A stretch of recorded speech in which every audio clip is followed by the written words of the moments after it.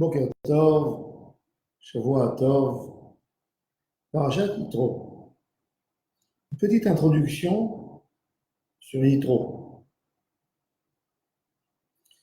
Yitro était un idolâtre, un chef de païen, mais en même temps c'est le beau-père de Moshe Rabbeinu. C'est un homme qui, quand il a donné sa fille à Moshe, Tzipora, il a fait une condition avec Moshe Rabbeinu, que les enfants grandissent pas dans le chemin du judaïsme, dans le chemin de l'idolâtrie. Quand Moshe est parti en Égypte, Tzipora ne pouvait pas passer ce qu'il avait à passer. Il pensait que la vie était risquée pour Tzipora puisqu'il allait confronter Pharaon, donc il la renvoie chez ses parents. Il retourne chez son père avec les deux enfants. Yitro en voulait Moshe. Mais quand Yitro entend ce qui s'est passé avec le peuple d'Israël, Yitro c'était un ancien conseiller de Pharaon, et il voit le miracle et l'amour que Dieu a pour le peuple d'Israël, il décide de quitter tout. Il quitte sa maison, son emploi, ses amis, sa famille proche et loin, sa situation, son pays, ses habitudes, et il veut se rapprocher à Hachem. Yitro pour nous est un enseignement pour un homme qui a découvert une vérité, qui ne laisse pas cette vérité passer à côté et qu'il essaye de faire tout pour découvrir cette vérité. On apprend chaque jour des choses qui se passent. Beaucoup de fois, on a vu des choses vraies qui nous concernaient. On se sent concerné par ces choses qu'on a vues. Mais on ne va pas jusqu'au bout. Je peux prouver à quelqu'un que Hachem est là, que Hachem est présent dans la vie, dans son quotidien de tous les jours. Mais ça ne l'oblige pas encore d'aller à la synagogue, par exemple. Je peux expliquer à quelqu'un que la Torah, c'est le plus beau cadeau qu'un homme peut avoir, que la Torah, c'est ce qui va lui résoudre ses problèmes dans son quotidien, dans sa vie de tous les jours, que la foi va lui donner une force. Il le comprend au moment où je lui explique. La question, c'est est-ce que tu vas franchir le pas? Est-ce que tu vas aller un peu plus par rapport à ce que tu as appris? Un peu plus par rapport à l'enseignement, par rapport à ton vécu. Yitro, qui abandonne sa maison pour aller au désert parce qu'il a compris la vérité. Vaishma Yitro, Yitro a entendu ce qui s'est passé avec Amalek, ce qui s'est passé, les miracles de la sortie d'Égypte. Il quitte tout. C'était le chef des païens. Le moine qui servait les idoles de son coin, qui a éduqué une génération entière pour servir une idole. Qu'un jour il sait se lever et dire à tout le monde, je me suis trompé. Je me suis trompé. Je quitte moi-même ma maison, ma situation pour se rapprocher d'Akadosh Baruch Hu. Ça, c'est Yitro. Yitro, il a fait le même travail qu'Avraham Avinu. Un peu moins, puisqu'Avraham Avinu est parti chercher la vérité, mais Yitro, quand la vérité lui est passée à côté, il ne l'a pas abandonné. Il ne suffit pas de dire c'est vrai. S'il y a quelque chose qui est vrai, ben il faut le suivre. C'est le reproche que Eliyahu Hanavi fait au peuple d'Israël quand il les a rassemblés dans le mont Carmel. Il leur dit Im Adonai hu Elohim, lechu acharav. Ve'im Baal hu Elohim, lechu acharav. Si Dieu, c'est le maître de l'univers, ben suivez-le. Et si c'est une autre idole, suivez-la. Mais quand on vous a prouvé quelque chose, ne pas rester indifférent, ne pas continuer ta vie, ton quotidien de tous les jours, en disant oui, c'est une vérité, mais moi, je suis loin de cette vérité. Si tu as compris que Hachem, c'est le maître de l'univers, si tu as compris que Akadosh Baruch Hu, c'est lui qui dirige le monde, alors pourquoi tu t'arrêtes là? Pourquoi tu ne veux pas faire ce qui plaît à Hachem, ce qui lui plaît? Pourquoi tu ne fais pas ses ordres? Pourquoi tu ne t'intéresses pas à qu'est-ce qu'il réclame de l'humanité? Ça, c'est une question qu'on peut poser à chacun, à chaque niveau où il se trouve. Tu as appris que Hachem est là. Tu as appris la grandeur de Dieu.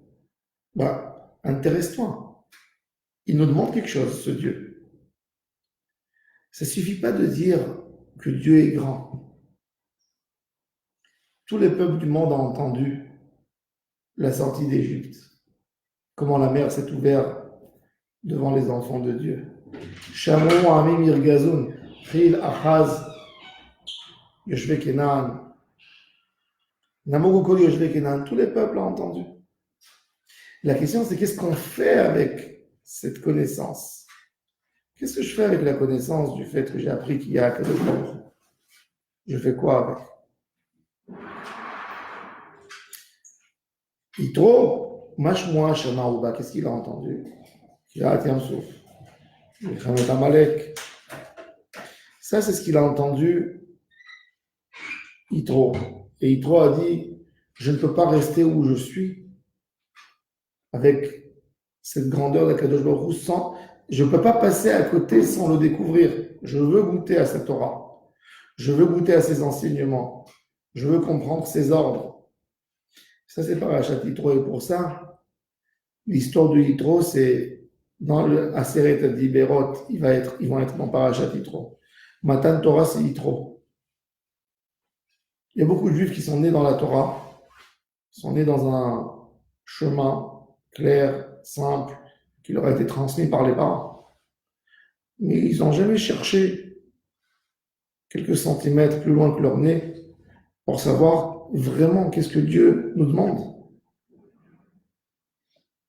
Yitro, qui était païen, était idolâtre, chef des idolâtres, que ce émettre cette vérité le perturbe. Elle ne le laisse pas indifférent et il quitte sa ville natale, il quitte son pays pour aller dans un désert. Parce que si c'est la vérité, peu importe le prix. Si le chemin d'Hachem, c'est le vrai chemin, alors la question ne se pose même pas la question du confort. C'est pas une question, c'est plus confortable ou c'est moins confortable. C'est si c'est vrai, donc si c'est la vérité, si c'est Akadosh Baruch Hu qui est vrai, il impose des règles. S'il impose des règles, je dois être là pour les accomplir, pour assumer, pour servir ce créateur. Ça, c'est Vaishma Yitro, ça, c'est l'introduction de Parashat Yitro qui est la base de Kabbalat Torah. On ne peut pas recevoir la Torah, prendre que ce qui nous plaît. Si tu crois en Hachem, tu dois tout faire. Tu peux dire, je veux tout faire, je fais doucement, oui. Mais tu ne peux pas dire, je prends ça, ça me plaît, et ça, non. Parce que si Hachem, c'est le Emet, c'est la vérité, donc tout est vrai. Il n'y a pas quelque chose qui n'est pas vrai. Et c'est pour ça que dans la Emouna, quelqu'un qui n'y croit pas dans une virgule de la Torah, il est considéré comme un homme non croyant.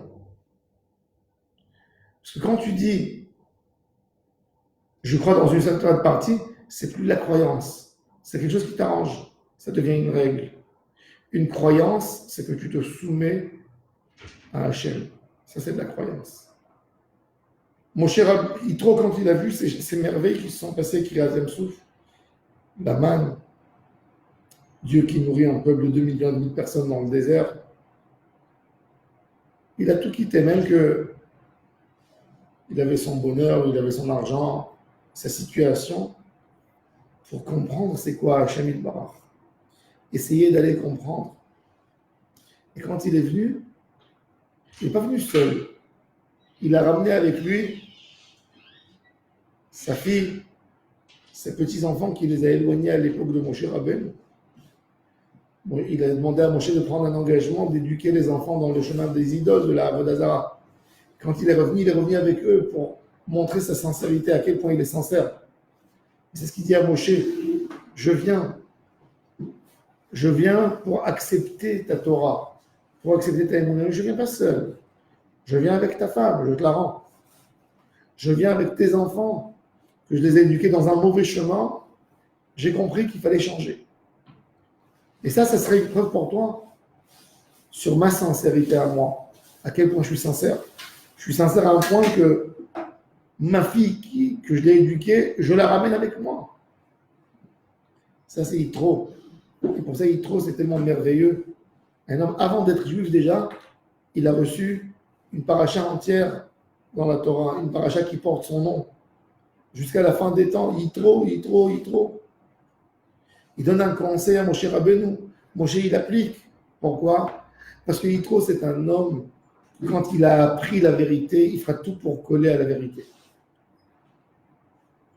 On vit dans une génération où on est...